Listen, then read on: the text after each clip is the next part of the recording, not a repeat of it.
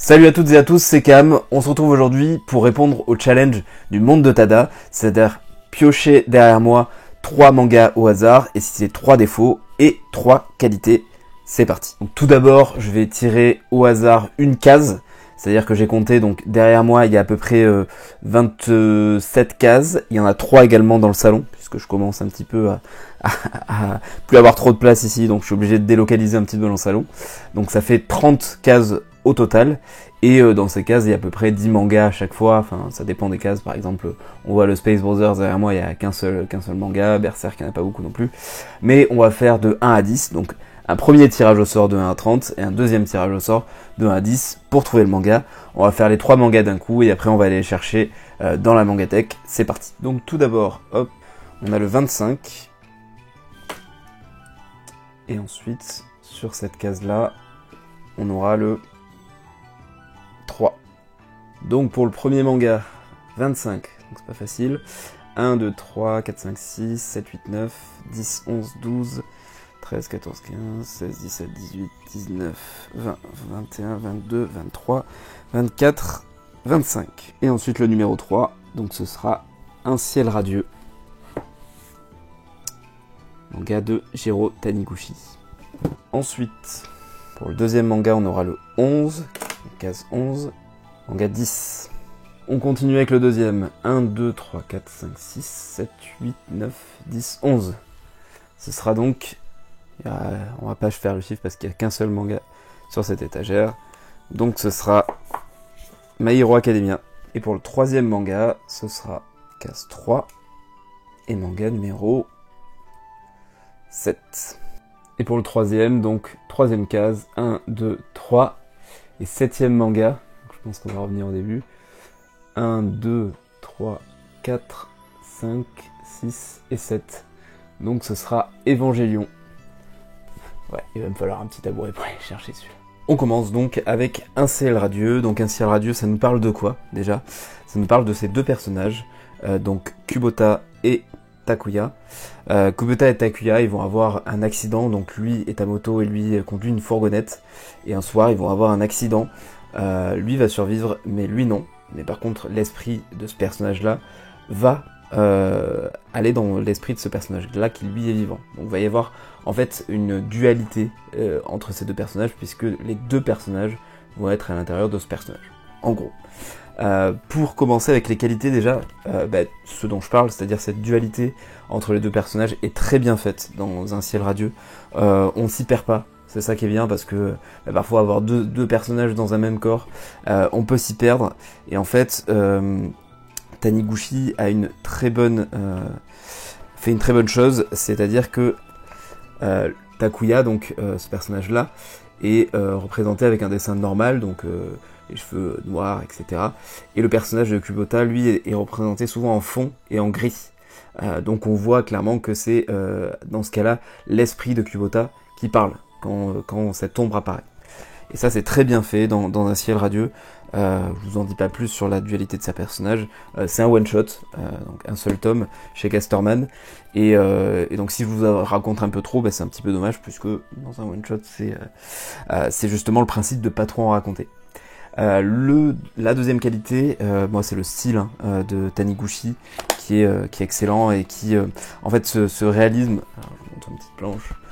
Ce réalisme de Taniguchi, ça nous permet de donner toute la crédibilité à cette histoire un petit peu fantastique, puisque a priori elle pourrait pas se passer vraiment dans la vie réelle.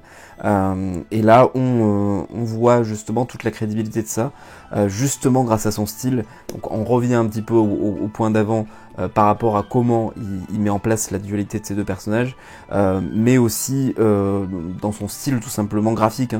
Le fait que ça se passe dans un monde si réaliste montre que l'histoire qu'il nous raconte se passe vraiment, en fait. Et donc notre cerveau est pas trompé, notre cerveau croit totalement à l'histoire, et c'est ça qui est bien fait, et qui est bien fait en général dans les bouquins de Taniguchi, parce que de ceux que j'ai lus en tout cas, ça a souvent attrait au voyage dans le temps, à l'esprit justement qui est un petit peu téléporté comme ça, et il le fait tout le temps très bien. Donc ça c'est la deuxième qualité. Et la troisième qualité, ça va être les sentiments que le lecteur, donc moi pour le coup, on éprouve à la lecture de ce titre, puisque on passe un petit peu par toutes les émotions. Déjà, on commence par un drame, et on va continuer avec des émotions différentes, donc avec Kubota qui, dans le corps de Takuya justement, va tout faire pour se faire reconnaître par sa famille, mais qui ne le reconnaît pas puisque physiquement il ne se ressemble plus. Par Takuya qui lui est un jeune homme, donc il n'a pas du tout les mêmes centres d'intérêt, pas du tout les mêmes relations aussi avec sa famille, et justement ça va être tout un travail entre deux, justement leurs deux personnalités qui sont très différentes pour aller au bout de cette histoire, et ça j'ai beaucoup aimé dans ce titre là. Pour les 3 défauts maintenant, alors j'ai eu beaucoup de mal à en trouver parce que déjà sur un one shot c'est assez difficile de trouver 3 défauts, surtout sur un one shot qu'on a beaucoup aimé. Donc le premier défaut ça va être par rapport à son format, ce format de one shot, c'est-à-dire que c'est une super histoire, on en voudrait potentiellement un peu plus, même si pour le coup c'est bien que ce soit fait dans un one shot, en plus il est assez épais donc il y a quand même de la lecture, mais l'histoire est tellement intéressante que un petit peu plus de développement, ça aurait peut-être été une bonne chose, surtout que le deuxième point, pour moi le deuxième défaut, ça va être que un personnage est un peu plus développé que l'autre, donc pour moi Kubota est un peu plus développé que Takuya, même si Takuya on va le développer petit à petit au fil de l'histoire, mais peut-être quelque chose en 2 tomes ou un peu plus gros, ça nous aurait aidé à comprendre un petit peu plus les personnages. Encore une fois, c'est chipoté, hein, parce que pour le coup, c'est quand même très bien fait dans Un ciel radieux. Et justement, le fait de pas trop en savoir, ça nous permet de nous identifier peut-être un peu plus aux personnages aussi. Mais il fallait bien trouver des défauts, donc j'en trouve. Et le troisième, qui pour moi, pour le coup, est un vrai défaut, c'est l'édition. Alors, j'aime beaucoup ce que fait Casterman en général, et j'aime beaucoup ce que fait Casterman surtout avec Jiro Taniguchi. Sur d'autres tomes et sur d'autres styles d'édition. Et sur cette édition Casterman écriture, j'aime pas trop ce qui a été fait. Alors déjà, on est dans un sens de lecture français. Ça, j'aime pas spécialement, à part dans la pastel de Dragon Ball, parce que c'est nostalgique. Mais pour le coup, des mangas, je préfère les lire dans le sens de lecture japonais. Cette couverture toute blanche, alors moi je l'ai depuis un moment ce manga, je sais pas si la couverture a un peu changé de couleur avec le temps, mais en tout cas j'aurais bien aimé quelque chose pour un beau livre comme ça, j'aurais bien aimé une couverture cartonnée, quelque chose qui a été fait pour un quartier lointain, pour le quartier lointain, pour une anthologie par exemple, pour L'homme qui marche et pour d'autres Taniguchi. J'aurais bien aimé qu'il le fasse dans cette édition là aussi pour Un ciel radieux, et je pense que si un jour ils le sortent dans cette édition, je revendrai peut-être celle-ci pour m'acheter une nouvelle édition, justement parce que j'adore ce titre, hein, tout simplement. On est là à essayer de trouver des qualités et des défauts, mais ce titre a surtout des qualités, et je vous le conseille parce que moi, des 3 Taniguchi que j'ai lus pour l'instant, c'est l'un des meilleurs avec Quartier lointain, et vraiment une super histoire, donc je vous recommande vivement Un ciel radieux. Le deuxième manga, on s'attaque à un gros morceau, My Hero Academia, donc qui est un shonen qui va nous parler de ce personnage-là, Izuku Midoriya, qui vit dans un monde de personnes qui ont des haltères. Donc les haltères, c'est des pouvoirs en fait qui se développent à partir d'un certain âge, et quasiment tout le monde en a. Alors j'ai plus le pourcentage exact, mais je crois que 95% de la population ou 90% a des haltères. Mais bien sûr, notre héros, tel un shonen, n'en a pas. Et lui, son rêve, c'est de devenir un super-héros comme le plus grand des super-héros, donc comme All Might. Et justement, il va admirer ses héros tout en sachant que lui n'a pas le d'alter, donc que lui ne peut pas vraiment aspirer à ce rêve, mais il va garder quand même ce rêve en tête. Et vous allez voir petit à petit dans le manga, il va réussir à concrétiser son rêve. Et donc du coup, pour parler de My Hero Academia, pour moi les qualités de My Hero Academia, c'est justement d'avoir réussi à faire un manga sur les super-héros. Chose qu'on ne retrouve pas tant que ça au final, mais tout en restant original, c'est-à-dire que le truc des haltères, etc., c'est pas forcément ça qui fait l'originalité, mais ça va être plutôt la façon de se transmettre le pouvoir, justement entre All Might et Izuku. Alors je vous spoil pas vraiment, ça se passe dans les premiers tomes, Voilà, tous les pouvoirs qui sont inventés, c'est pas des pouvoirs qu'on retrouve assez fréquemment dans les autres mangas ou dans les comics en général, puisque on va plus être sur quelque chose qui est inspiré du comics plutôt que du manga. C'est un mix entre les deux en fait. Même dans le style graphique, hein, on est sur un manga, mais avec beaucoup de choses qui se rapportent aux comics quand même, faut le dire. La deuxième qualité, ça va être l'écriture des personnages, notamment le personnage d'Izuku, le personnage principal, qu'on peut un petit peu dénigrer au début parce que il est un petit peu pleurnichard sur les bords. Voilà, c'est un héros de shonen en soi. Tous les héros de shonen sont un petit peu comme ça au début. Et au final, au fil de l'œuvre, ce personnage va vraiment changer. Tout comme les personnages de Bakugo qui est un autre, j'ai un tome où je le vois, donc qui est ce personnage là qui est en fait un petit peu le rival de Izuku, le personnage de All Might aussi qui va beaucoup changer au fil de l'œuvre, le personnage de Tomura qui est en fait on va dire le gros antagoniste de My Hero Academia, le personnage de Shoto qui est un autre personnage principal. Tous ces personnages là en fait on va grandir avec eux au fil du titre.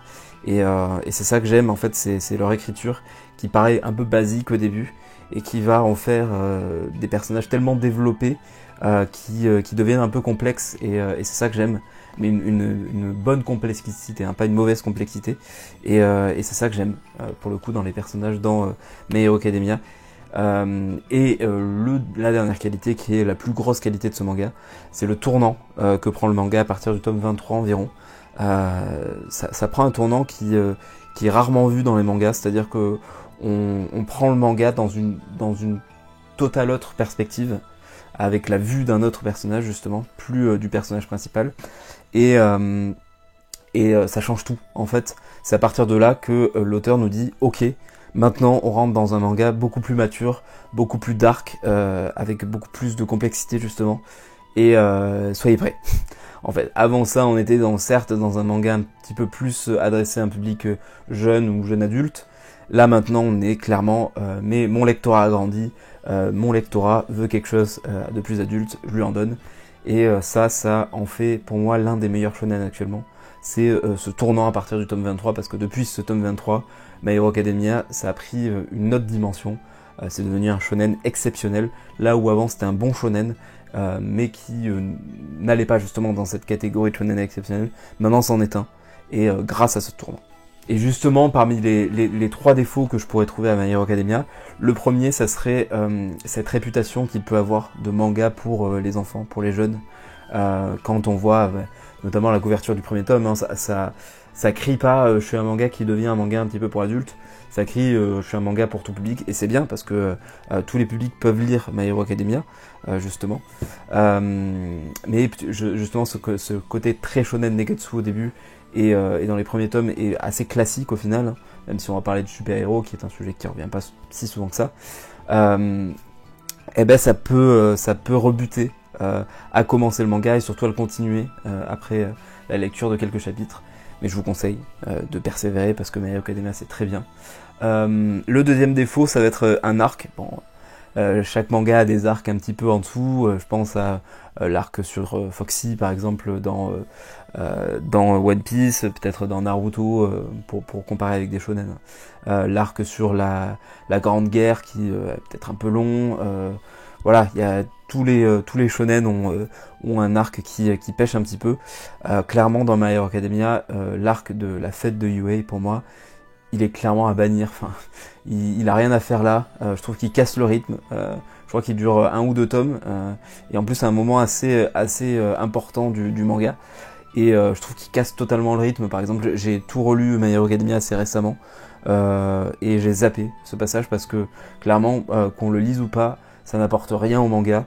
Et justement, ça me fait beaucoup penser à l'arc de Foxy dans One Piece, parce que cet arc, qu'on le squeeze ou pas, en fait, ça ne change rien au manga. Et c'est bien de faire des petits moments slice of life, alors j'aime bien hein, dans les shonen, et c'est important. Mais par contre, faire 1 ou 2 tomes sur ça et sur quelque chose d'aussi niais, ça a pas trop d'intérêt. Donc pour moi, cet arc il est un peu oublié, c'est un défaut de MHA. Et le troisième défaut, c'est encore chipoté, mais c'est le peu d'intérêt de certains personnages principaux Donc en fait, Izuku va être dans une école de super-héros et dans une classe où il y a une quinzaine d'élèves. Et contrairement à Naruto où les personnages secondaires vont être développés un petit peu dans le début de Naruto, mais dans Naruto Shippuden vont être totalement effacés. Ça serait un défaut que je pourrais citer d'ailleurs de Naruto. Dans My Hero Academia, l'auteur tient bon pour donner un rôle à chaque personnage et les faire revenir assez souvent. Mais il y a certains de ces personnages qui ont beaucoup moins d'intérêt et donc on n'a pas forcément envie de voir développer. Alors voilà, c'est vraiment chipoté parce que je trouve que c'est quand même pas un gros défaut de vouloir développer ces personnages et de développer autant de ce personnage secondaire. Il y en a vraiment énormément. Mais voilà, c'est pour trouver un troisième défaut parce que pour moi MHA a quand même assez peu de défauts, il faut le souligner pour un shonen moderne lisez My Hero Academia tout simplement parce que vous n'allez pas le regretter. Moi j'ai mis beaucoup de temps à me lancer à cause de cette réputation un petit peu manga pour enfants j'ai eu peur aussi de lire quelque chose que j'avais lu déjà 100 fois. Non, c'est pas le cas. My Hero Academia c'est vraiment à part et c'est vraiment un manga pour moi qui mérite toute sa place dans le haut du panier des shonen. Et le troisième manga c'est Evangelion, Neon Genesis Evangelion. Alors la particularité c'est que ce manga n'est pas terminé dans sa perfecte édition, il est terminé depuis un moment dans son édition normale, donc je vais en parler sans savoir la fin. Forcément je sais où ça en est, donc c'est-à-dire au tome 5 actuellement. Je crois que ça sera en 7 ou 8 tomes dans cette perfecte. Evangelion, ça parle de quoi? Ça va nous parler c'est un manga post-apocalyptique. Hein. Dans l'an 2000, il y a un astéroïde qui s'écrase sur Terre. Ça provoque ce qui s'appelle le second impact. Il va y avoir des anges qui sont des armes de combat gigantesques qui vont un petit peu détruire le monde et continuer à le détruire. Et face à ça, ce qui est développé, c'est les évangélions.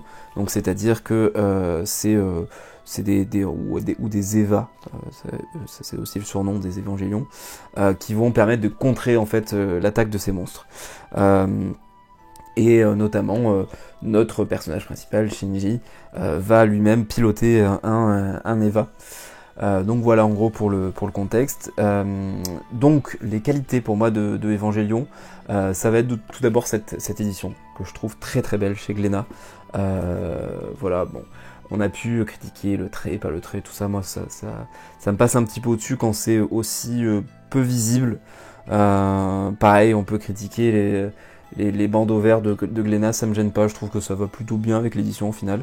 Mais moi ce que j'aime surtout c'est déjà le toucher, c'est important le toucher, de cette couverture, c'est très agréable au toucher, les petites pages de couleurs qui passent très très bien, hop. Voilà, quand même, c'est quand même à souligner. Et voilà, ça rentre très très bien dans une mangatech avec les 5 tomes là que j'ai actuellement.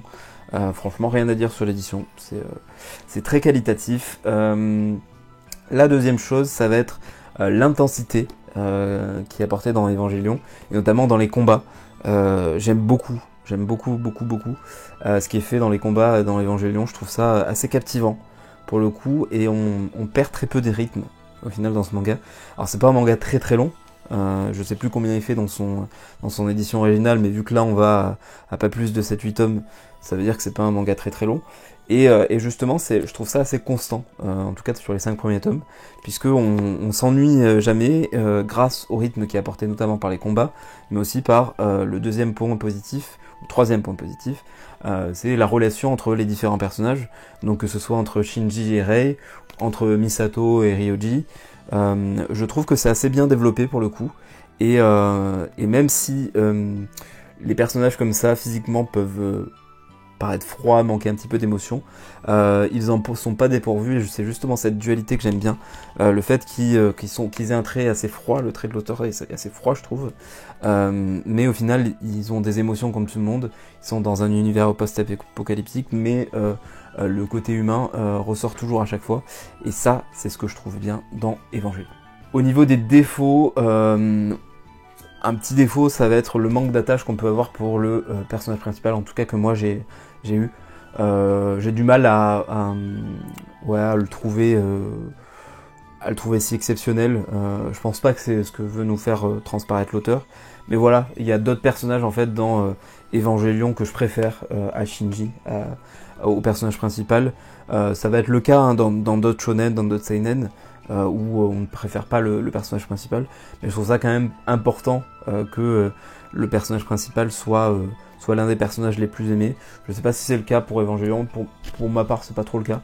Voilà, ça peut être un défaut, c'est pour en trouver hein, bien sûr.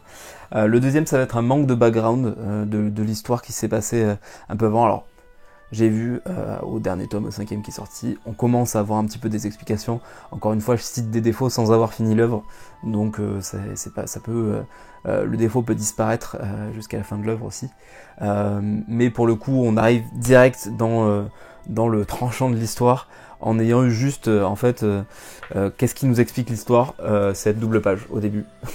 Et après, on en rentre direct dans le vif du sujet. On peut déplorer parfois de pas savoir ce qui s'est vraiment passé avant, de manquer un petit peu de ça et d'aller directement dans l'histoire. Ce qui peut aussi provoquer le troisième point, c'est-à-dire que parfois c'est un peu complexe à suivre. Justement, est-ce que c'est dû à ce manque de background? Est-ce que c'est dû à cet univers un petit peu autour des robots qui peut parfois paraître assez complexe pour quelqu'un qui n'est pas du tout friand de robots pour moi, comme moi justement. Et voilà, ça peut créer aussi d'autres défauts, donc c'est pour ça que c'est un petit peu dommage, mais encore une fois j'ai l'impression que ça se corrige avec les tomes, donc c'est un défaut temporaire, j'ai l'impression. Et voilà, en gros pour les qualités et les défauts de Neon Genesis Evangelion. Et c'est la fin de cette vidéo. Merci tout d'abord à Tada d'avoir lancé ce petit challenge. Alors moi j'adore répondre aux challenges des youtubeurs. Je sais que Authentique en avait fait un, Patrologique aussi. Et maintenant c'est au tour de Tada. J'espère pouvoir en faire, moi aussi en créer à mon tour sur ma chaîne. Parce que pour l'instant j'ai répondu à tous les challenges et j'aime beaucoup ça. J'aime beaucoup ce qui s'instaure justement dans cette communauté manga. Elle est toujours très bienveillante. Et toujours dans l'entraide, toujours dans le partage justement et dans ces petits challenges et ça j'aime bien. N'hésitez pas à vous abonner à la chaîne de Tada qui a créé ce challenge, je vous mets tout en description. N'hésitez pas aussi à vous abonner à ma chaîne. On approche très vite des 1000 abonnés. Il y aura une petite surprise au niveau identité visuelle sur la chaîne à partir du moment où ces 1000 abonnés seront dépassés. Donc restez connectés et n'hésitez pas à vous abonner si vous voulez voir ça. N'hésitez pas à me dire aussi dans les commentaires ce que vous avez pensé de ces 3 mangas si vous les avez lus. N'hésitez pas aussi à partager ce challenge de Tada et à y participer surtout, parce que je le trouve assez intéressant. Et c'est vrai que des youtubeurs comme moi d'ailleurs, des fois vont décrire un petit peu les mangas de façon assez superficielle, parce que parfois on présente beaucoup de mangas donc on n'a pas forcément le temps de se focus vraiment sur les qualités et les défauts d'un manga, et c'est assez intéressant de le faire sous cette forme, donc merci à lui encore une fois. On se retrouve très vite sur la chaîne, et à la prochaine, salut!